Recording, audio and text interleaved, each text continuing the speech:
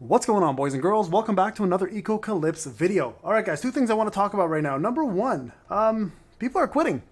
Yeah, a lot of people are quitting. A couple of reasons why this is happening. So number one, a lot of people who, this is just such a whale thing to do, right? A lot of people who started playing this game whaled really hard. Take, for example, a friend of mine, Terrorizer, who you guys know about because I've done a couple of videos with using his account. He's actually probably just stopped playing in general. So I don't know if his account's going to be touched anymore. The reason why, and I talked about this on Discord, some people had this weird idea that for some reason I was his account. If I was going to use, if I was him and I was using his account, I would have declared that I'm spending on this game because I've done it in the past. I've never had an issue. So this is a real life person who is a surgeon, super busy, dad, has no time to be playing games that take this long. So a lot of whales have quit for two reasons. Number one, the unsustainable method of whaling and how fast banners are coming out. It's crazy. It's like global is trying to catch up with sea. Like the banners are coming out like hotcakes. And of course, if you're a whale and you're playing this game for usually for two reasons. One, number one, you enjoy the game. You like whaling because you like to see your power increase. You enjoy communicating with the community. Some whales are very, very introverted and they don't like doing that part. So for them, all it is like, hey, I want to press a button. I want to see my numbers. I want to see myself advance. I want to get some rankings. And then I want to move along and not worry about it. And usually most whales will play the game called Time is Money. Everybody knows this real life game, right?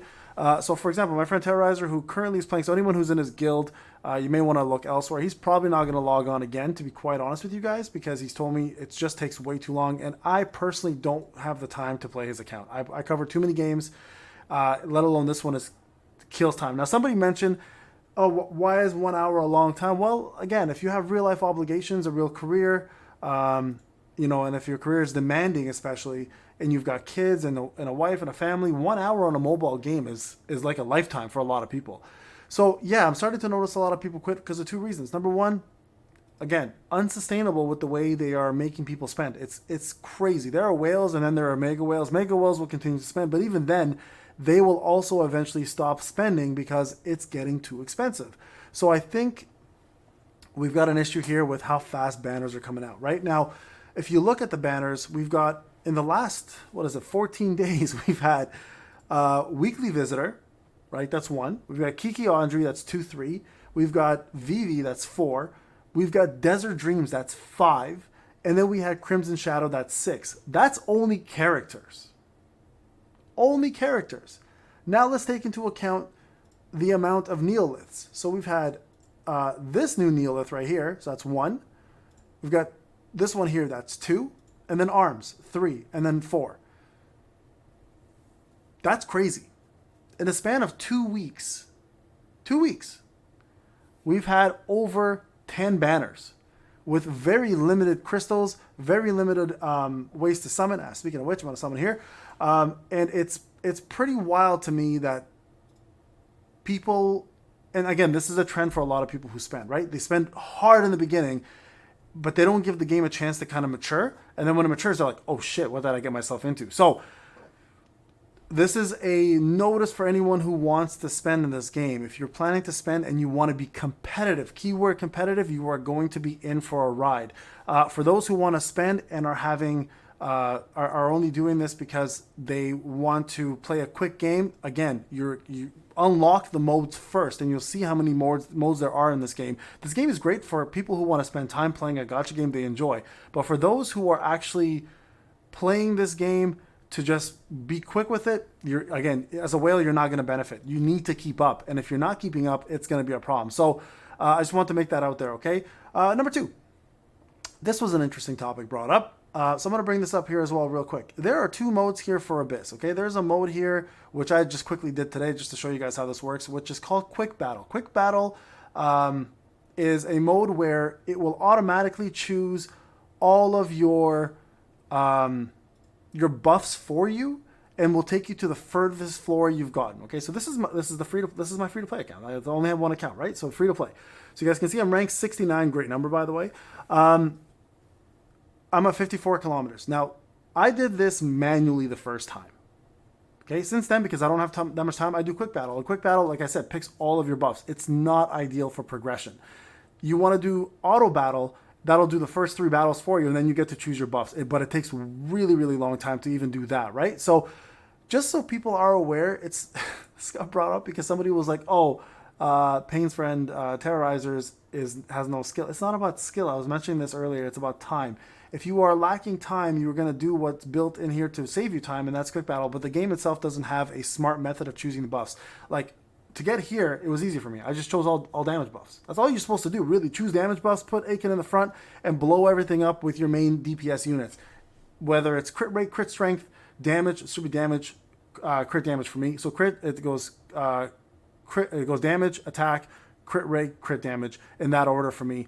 And it was a joke. And I could have kept going here, but unfortunately I ran out of time. So just so everyone's aware, quick battle takes you all the way to the furthest floor, picking random buffs on your behalf. If you want to do this the right way and do it the best way, where you can go forward more, you would be having to choose your own buffs, because you can see here, they don't choose the best buffs on your behalf, right? So clicking on this little icon right there, guys, the Abyss bonus, will show you guys what you're doing. All these extra mitigations are really, honestly, at the end of the day, pretty useless. You want everything to go into attack bonus, into damage bonus, and crit strength, etc., to just blow everything up. Eventually, there's going to be a power gap, obviously, between you and the levels, but I did want to point that out. Okay, now, the next thing I want to talk about, this one's fairly important.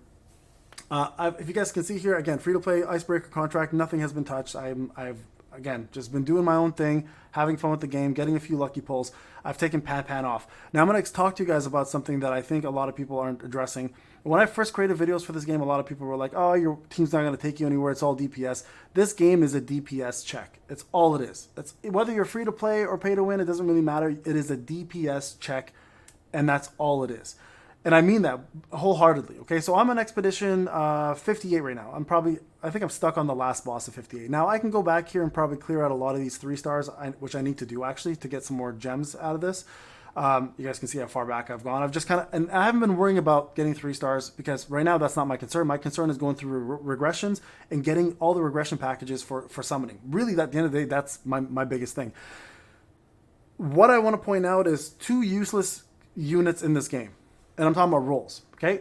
And I mean this, for a real player who's this far, I've never had to ever use it, and when I did, I took them out instantly. So number 1, tanks. Okay, so what is the purpose of a tank? What is the purpose of a taunt tank, okay? I'm going to explain to you guys how this works.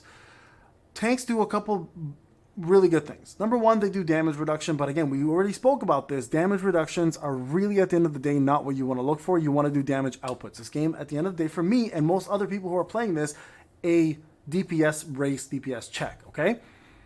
Tanks will do a taunt once in a while, right? Now, what is the purpose of a taunt? Some of you may not know what this does, because you may not have ever used a tank. So taunts are really useful because it lets people focus on that specific tank, and anything that's an AoE attack actually becomes a single target attack. So for example, Aiken's boom doesn't hit everybody if she's taunted. It hits just the tank that gets the taunt off, okay? Very, very important that people understand that. It is very useful, okay? It's very useful, but unfortunately, again, there's only a percentage chance to taunt most of the time, and the person's got to have AoE for it to really matter. At the end of the day, it's useful, but most of the time people don't use it. Reflect is another other option here. And Reflect, you can see here, reflects 5% of the damage back to the opponent, and this can stack up to 8 to 18 times, I think, from active attacks. So reflect a certain portion of damage taken from active attacks up to 18 times per round, up to 18 times. So this is total per round. So you can see here, you can do 10% damage reflection. So that part's actually pretty good. Damage reflection can be useful on tanks, but again, the damage output they're putting versus the damage reflect that they're causing usually isn't that good. So tanks are becoming somewhat of a niche unit in this game and are not really not being used that often for that reason, okay? But they are useful, but people just don't have a reason to use them yet, and I think that will slowly change over time.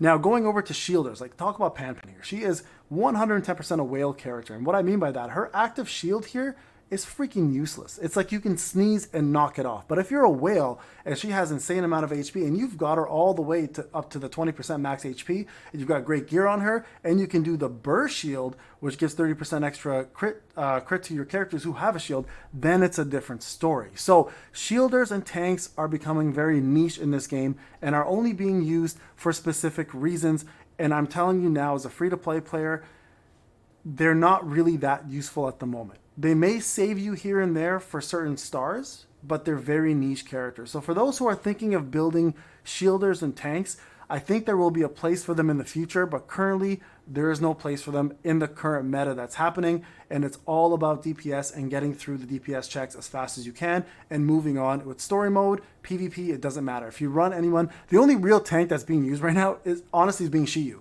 because she's purchased, right? And I don't think I have her because obviously I didn't purchase her, but I think she's currently sitting right over here, right? And if you look at her skills, at the end of the day, she does a pretty decent thing here where she damage to back row, absorbs 5% of their armor and resistance, so that's kind of nice. She obviously has a chance to burn, so good for burn teams. There's that as well. And if you have her all the way up here to the max, she does Nirvana Tactics to revive the ally with 30% of max HP, which is pretty damn cool.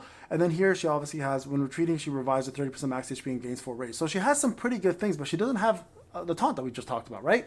So tanks, again, are becoming very niche and are very niche. Yulia is probably the best taunt tank in the game at the moment. I believe she has, her special does taunt, yeah, inflict taunt on each front row target with a 30% chance. So that's pretty good, and that will go up, obviously, all the way to 60% chance, which, again, if Aiken is in the front, taunting her will reduce the amount of damage you'll take from her special.